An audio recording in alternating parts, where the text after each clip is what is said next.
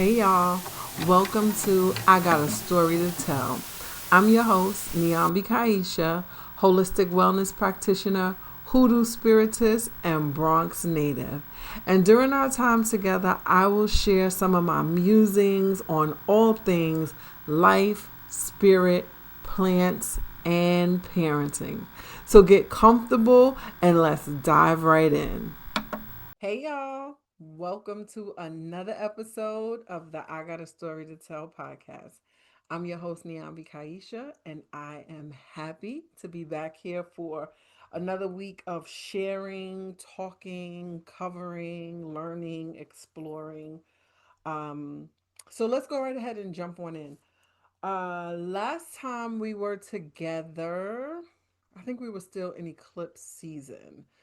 We may have been coming down to the second eclipse, which was the new moon in Virgo. And so since then, I am recording on Tuesday. And so we are still in the energy of the most recent full moon. So we had a full moon in Aries on Monday, October 6th. And the energy of this full moon has been so interesting for me that it really motivated me to come on and record because I just wanted to share some of my experiences with this full moon and then also tie it into what some of you may be experiencing and how do we bring this astrology thing from up in the cosmos, very esoteric, very all up here, down to very tangible ways that we can use it to positively impact our lives. Like for me, that is the purpose. I was sharing with a really good girlfriend of mine that I can recall back to being a little girl and being aware of my zodiac sign. Like I've always been aware that I was a Taurus. And years ago, I don't know if they still make this car, but Ford made a Taurus. So it was a Ford Taurus car. And anytime I would see this Ford Taurus, I would tell my mom, that's going to be my first car. I'm going to get a Ford Taurus because I'm a Taurus. And the idea of my zodiac sign, even though I may not have, not even may not have, I did not fully understand what it was, what it meant, what it implied, but I knew I was a Taurus. And so this is something that has been present for me personally since childhood. But as I've grown and evolved and studied astrology, what I told my girlfriend earlier today is like, this pop culture, social media, zodiac is not where it's at. Astrology is so much bigger, so much deeper. It literally is the idea as above, so below.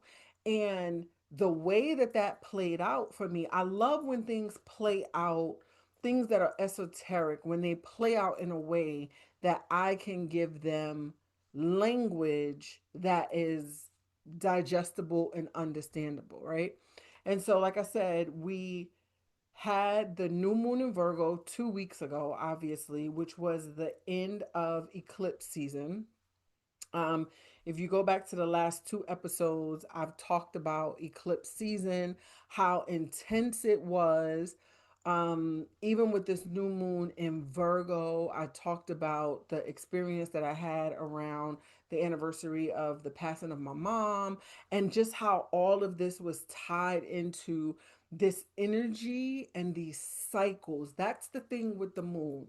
When we are talking about full moons, new moons, eclipse season, the moon is all about emotions, and emotions are all about cycles, right? So, one of the things that I'm going to cover today in this episode is understanding emotions, understanding energy, what it means to transmute energy, because I feel like that's a term that's commonly used in, esoteric, metaphysical, spiritual spaces. But again, what does that really mean in real time. And so I'm going to give some very, very clear examples of how you can transmute energy. But going back to the idea of the moon and the cycles of the moon, if the moon does nothing else, it shows us that nothing stays the same. That give it a little bit of time, give it a day, give it a couple of hours. It will be in a different sign. It will be a different phase, whether it's a half moon, full moon, three-quarter moon. And that is the same thing with emotions. And that is why the moon represents our emotions. And the reason why that's so important is because decisions that we make based on the state of our emotions can be detrimental. We can make decisions that carry lifelong consequences based on the emotion of the moment. And so when I talk about astrology, the reason why I'm so passionate about it, I've shared, if you've ever heard me share, I've shared about the fact that I'm very animated. I have very big feelings, very big emotions, and that means the good and the bad. That means I love very big, but in the past, right? No longer, but in the past, I would rage very big too, right? Because I have a lot of fire in my chart.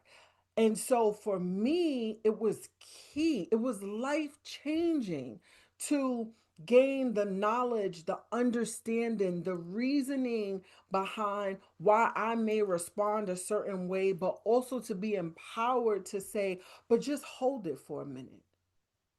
Just hold the anger, hold the frustration, hold the rage, even hold the good emotions. I never leave those out because we can derail something by allowing the good emotions to go too far. That's when you hear, like the pendulum is swinging, right? So if things are going great and so you just want to go out and party and spend money and do all these things, and then you do all of that on Saturday, and then on Monday you're wondering how you're going to pay your bills. So the holding of any extreme emotion is important to allow the energy to find its way back to stable, to allow the energy to find its way back to center, to allow the energy to find its way back to balance. Because any extreme is here, is on the far ends of the spectrum. And where we could, should, I don't really like to use should, but where I would offer that we work toward hanging out is the settled, is the calm, is the balance, is the I can feel frustrated but not allow it to get to a 10. I can acknowledge that this situation frustrated me. Let's put it that way. I can acknowledge that the pieces, components, actions of this situation frustrated me. This is how I feel about it.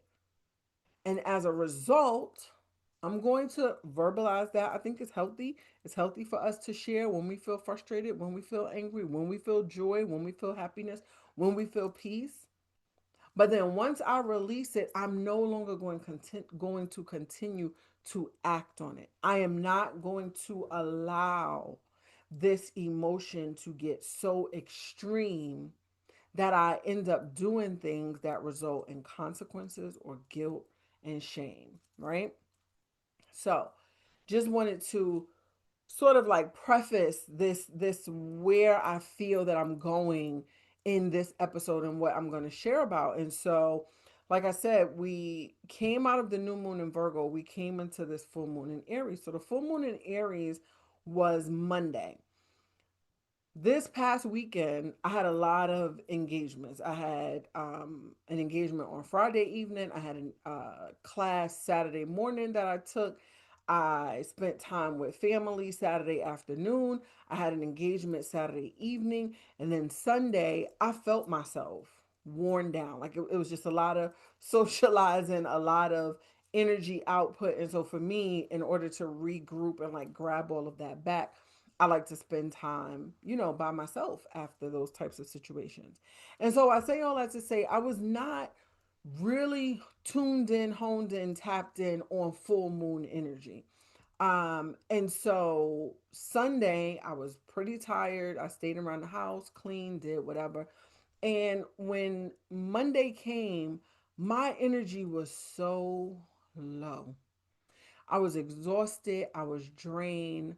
But as the moon started to fill, as the moon started to find her place in the sky and fill, my energy actually began to lift. And there were things that were planned in my life. I had appointments on Monday. I had some conversations that I needed to have on Monday that benefited from me being in full Aries activated energy that was planned outside of my doing, right? So there are times where, like, if we look at the calendar and we see Mercury retrograde is coming, or this full moon, or that new moon, you are encouraged to track the activity in the cosmos and plan and schedule accordingly. You will hear people say, like, try not to travel when Mercury is in retrograde because communication is wonky. So there are times when you can actually make your decisions based on what is going on in the cosmos. But oftentimes that's not what happens. And so when I reflect back on Monday, all of the things that were on my calendar, all of the conversations that I needed to have, all of the engagements, and all of that was scheduled without conscious awareness of the moon being in Aries on Monday.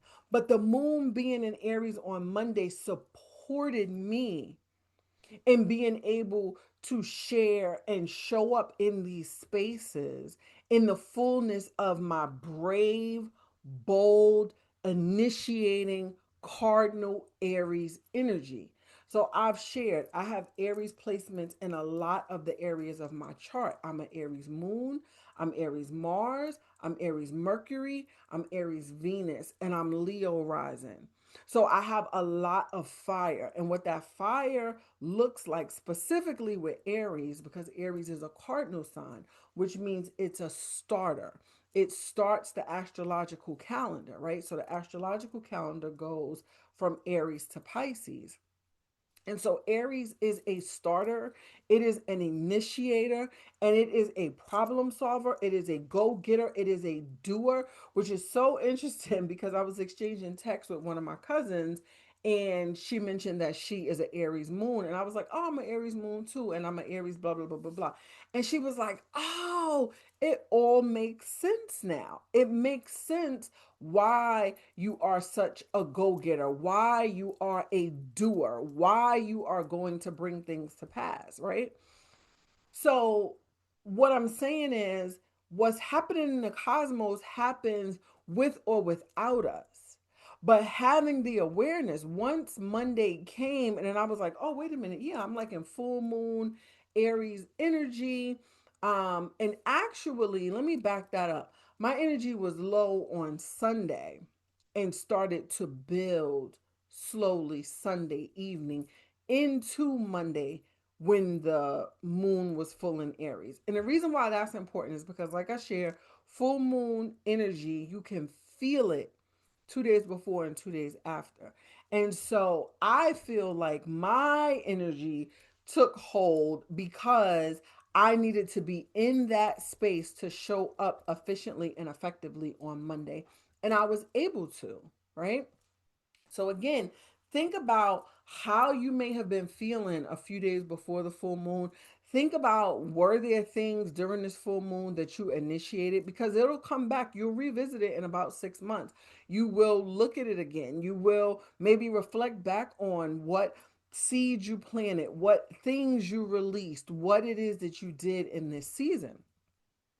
But then let's get to the transmuting of energy, because I'm speaking about energy that went on an upward swing, right, in a positive direction. But also, with all of this fire, it could have looked like rage. It could have looked like frustration. It could have looked like a whole host of things. And so when we say that you can transmute energy, it literally means that you can shift energy from one end of the spectrum to another. And oftentimes we're talking about negative, low vibrating energy. So anger, frustration, sadness, to higher vibrating gratitude, happiness, joy, peace, right? So I'm going to give just three very specific, concrete ways that you can transmute energy. So, when we think about the energy of anger, anger is a very intense, fiery energy. And so, if you find yourself in a situation where you are extremely angry and you are trying to figure out, how do I transmute this? How do I temper this down? What I will offer is, think about anger as fire. And if you walked up on a fire, what would you want to do? You would want to extinguish it. As long as it's not a gas fire, you can extinguish it with water. This applies to the emotions as well. So if you are really angry and frustrated, maybe if you are home, you go, you get your ice tray, or most refrigerators have ice. You fill up a bowl with ice, fill it up with some cold water, and just put your hands in it. It will shift your disposition. If you are at work or someplace where you can't get to ice, but if you can get to a bathroom, you excuse yourself, you go in the bathroom, you turn on cold water, and you just put your hands under that cold water. Maybe you splash some on your face. You are literally attempting to cool the fire. You can drink cold water. You can drink coconut water. Coconut water, coconut, it is a cooling agent, right? When we do spiritual baths and other spiritual practices and work, coconut is used to cool. So if you are angry, a very simple thing that you can do that will make a difference. I talk about this all the time. I work at the YMCA, that's my day job. And I talk about how in my previous job, we were looking at like how to engage children that are having hard times, that have big emotions, that have frustration. I'm a boy mom, so I have a heart for our young black boys. And one of the tips that I learned through work that I implement now with my children, well, my children are much older now, but when they were younger, but I would still use it even if they were upset now, and that I implement with the children at my job is, if I have a child sent to my office or sent to another staff member's office that is like raring and all over the place and angry and frustrated, you cannot try to engage that person in that state. They won't be able to hear you. They won't be able to process. Their brain is not able to communicate with you in the way that you are desiring. So what do I do? Give them a bottle of water. But Miss Niambi, I don't want to talk about it until you finish your water. Well, I want to tell. I'm gonna be right here, and we can have a conversation about what you're feeling and what happened. And I'm gonna let you give me your side of the story. But I would like for you to drink your water first.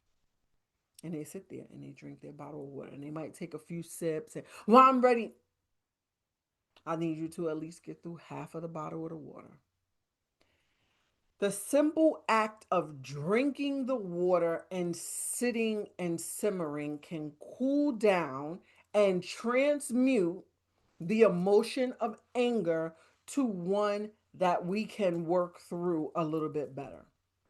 So that's one example.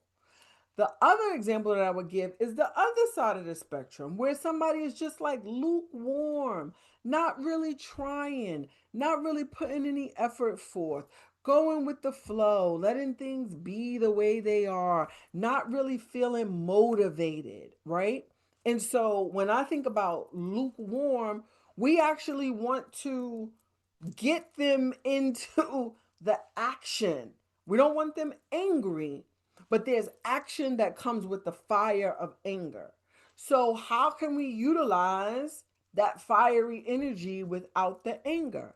Well, if you're having a hard time getting things clear in your head or feeling motivated, I say warm it up. What does warm it up look like? Warm it up could be drinking some hot tea, right? It could be going and sitting outside in the sun. I love to go to the park in the summer and just feel the heat of the sun on my skin and just really think about the sun penetrating my skin, my hair, my nails, and all of the nutrients and all of the energy. The sun gives us energy, right? And so the heat of the sun and allowing our thoughts to evolve and grow and move can help add some action, some fire to our indecisive nature, right? So that's transmuting an energy of indecisiveness. And that can also look like an energy of sadness, an energy of lethargy, like just really feeling lethargic. Warm it up. Get some warm tea, get out in the sun, take a hot shower, right? That you would be surprised how it can help start to move things around. And the last example I'll give of tangible ways that you can move energy, transmute energy, is if you are feeling buzzy, for lack of a better word, like really just struggling, focusing, very all over the place, buzzy, this here, there. What you need is to ground. So, what I will offer you to do is get out into nature one way or another. Put your feet in the grass. Envision all of that buzzy energy being drained down out of your feet. Hug a tree. If you're not comfortable hugging a tree, just stand next to the tree and put your hand on it, right? Maybe go get yourself some fresh flowers. Got myself some beautiful yellow calla lilies today, right? Beautify your environment. Bringing nature inside helps beautify our environment. Sit outside and listen to the chirping of the birds, right? That can help bring that buzzy energy down. So when you are buzzy, think about grounding, right? If you have an electric cord, you want a grounded outlet if it is high energy. Otherwise, if you don't have a grounded outlet and you try to plug a really big piece of equipment up that has a lot of energy, it can end up frying the whole electrical system in the house. And that's what can happen when our energy gets really buzzy and all over the place. We need to ground it to make sure that we don't fry out everybody else's nerves, right? But when we get buzzy, we're probably all over the place, bouncing all over the place, interrupting our children, our spouses, our partners, our staff. We have to then take responsibility and ground down. So, those are just three very tangible ways I wanted to talk about this whole idea of transmuting energy. The other way that we can definitely transmute energy is through breath work, right? And so deep inhales, long exhales, right? And visualization simultaneous to that, right? So if you are angry, and you choose to use breath work to transmute that energy, what you want to be doing is deep inhales, long exhales to move the energy of anger out of your body. And then you do the visualizations of yourself doing something enjoyable. It does not have to be connected to the thing that's causing you frustration. So if you are frustrated at work, your visualization doesn't have to be like you happy at work. Your visualization could be you on the beach. So you take the deep inhales, the long exhales to get rid of the images, the energy, the frustration, right, of the current situation. And then you visualize and see yourself joyous, laughing to add something in. Anytime we're getting rid of something, we need to add something. Anytime we're clearing something, we're about to call something. So it was just really important for me to talk about how to bring some of these esoteric concepts down to day life, because that's what's important to me. How do you take these concepts and use them and apply them to life to truly make your life better, right? And also to understand that life is always going to life. There's always going to be frustration, there's always going to be disappointment, there's always going to be all of these things. And so when I talk about using your tools, or finding ways to navigate, it's not that having these tools alleviates these things from happening. No, what is the goal? The goal is to be able to respond differently. I recently started watching this show called Couples Therapy. I'm borderline obsessed with it. But the therapist's name is Orna.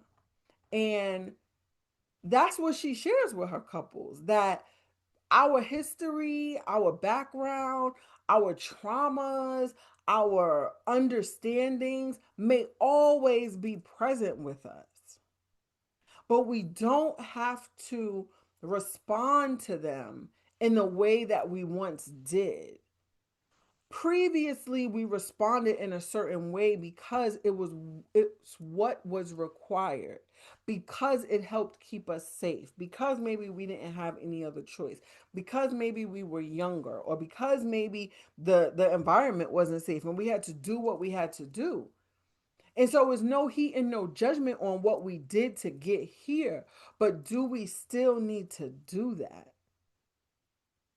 And so those things and those situations and those memories and those versions of ourselves are going to continue to show up. The question becomes, what version of us will it meet? Will it meet the same version that gets in the muck and the mire and the mud with it, that allows anger and rage to take over, that allows apathy and despair to cause us to not even try?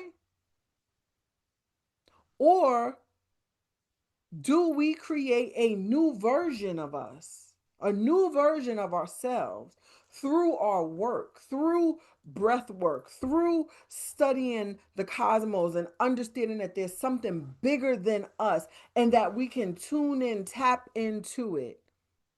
Through yoga and moving our bodies, through getting out in nature and really grounding down and feeling, what it is that we need to feel, through using natural remedies and medicinal herbs. Do we create a new version of ourselves through all of these things that I share about, so that when life happens and a situation happens and a previous version of us wants to come up face to face with this current version, they are met with someone different.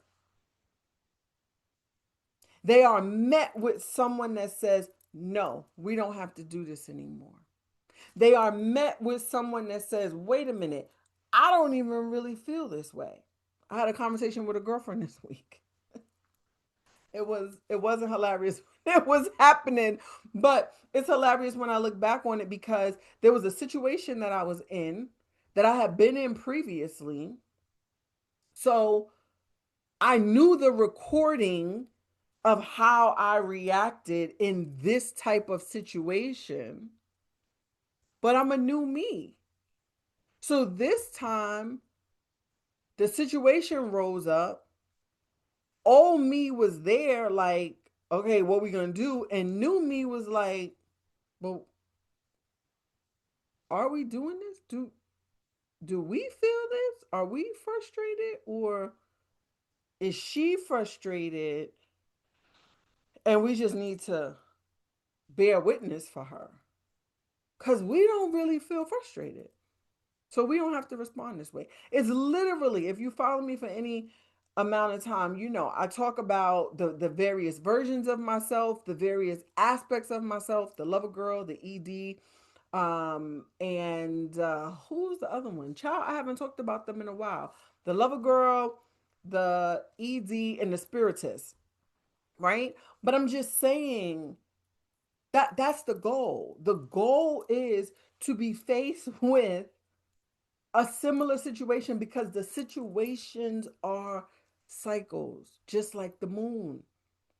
That relationships are going to come and people are going to not show up for us the way that we wish they would, and that work situations are going to come and maybe we don't feel compensated for all that we're doing, or maybe the situation of the job has evolved from when we first got it, or our situations with our children are going to come and they'll be doing really good for weeks and then they'll have a hard time, or sickness is going to come and our parents may be getting older and may get ill, or we may get ill, or our children may get ill, or there's going to be, I mean, life is it is very, it's very simple. Life is not very complex. It's the same things over and over and over again. The sun rises and sets, the moon is always out, period. It's the us, it's the figuring out how we navigate these situations and dynamics. It's the deciding that I did those things at that time, like I said, when I was younger, or didn't have the tools or the skill set, but I have them now. And so I'm going to move differently, right? So just again, going back to what's going on in the cosmos, as above, so below. The cosmos are not fortune telling, it's bigger than just your zodiac sign. If you have any interest, yet again, I recommend that you download the Chani app, begin to explore and experiment and study and learn your chart so that you can see where things are, what they look like, what's going on, and then have your tools, do your yoga, do your meditation, go out for your walks, make your green drinks, take care of your body, try to be in the best shape possible. And then when life starts lifing, there's a new, full, emerged, evolved version of you that can engage and ensure that the outcome is one that is positive for you, that you don't get sucked into nonsense and low vibrating energies and frustrations when this is all a repetitive loop.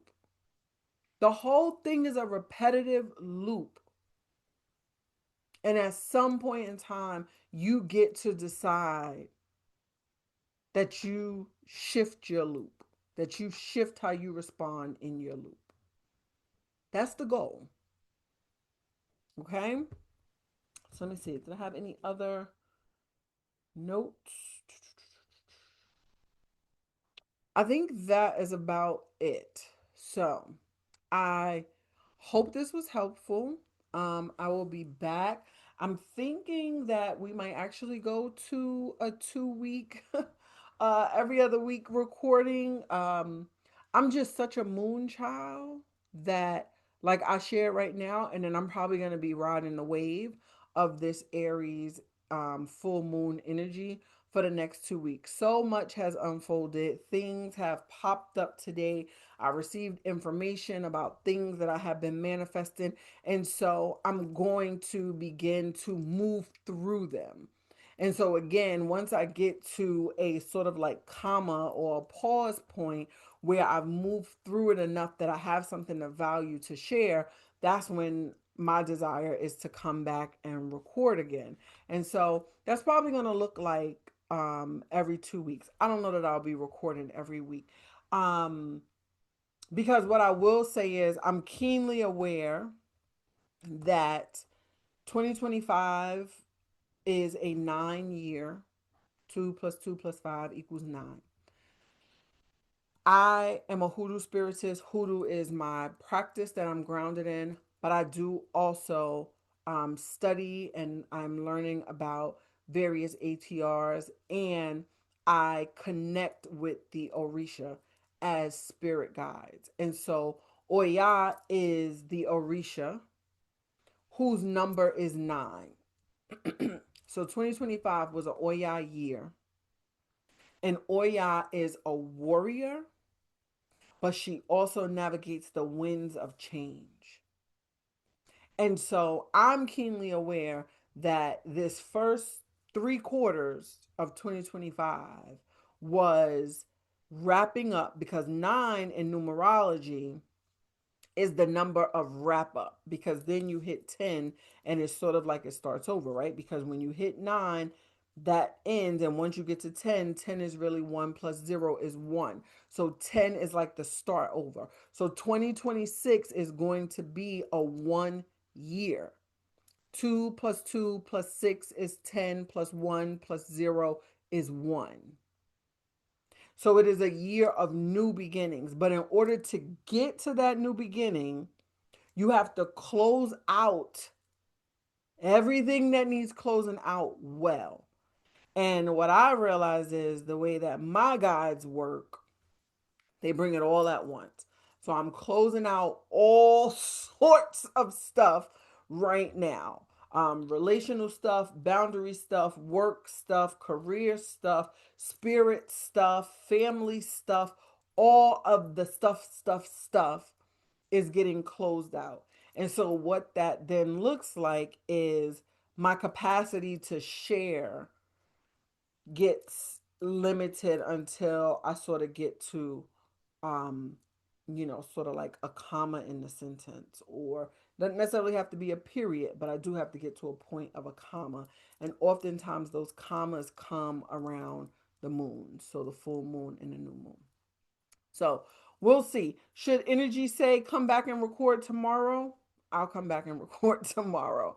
But otherwise, I will see you all in a couple of weeks, whenever the next time is that I record. I hope this was helpful. I hope something that I said you can take with you. Again, how to transmute the energy, some really baseline suggestions and recommendations and ways to really utilize the tools. I want to be able to equip you with tools that you can utilize in real time, not just woo woo esoteric stuff that stays all the way up here, but you go to work and get pissed off and get fired.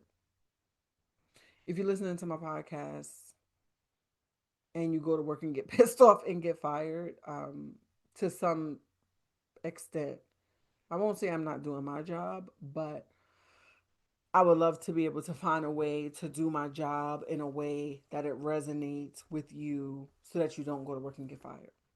Okay? All right. Y'all have a good one. I hope this was helpful. Take care.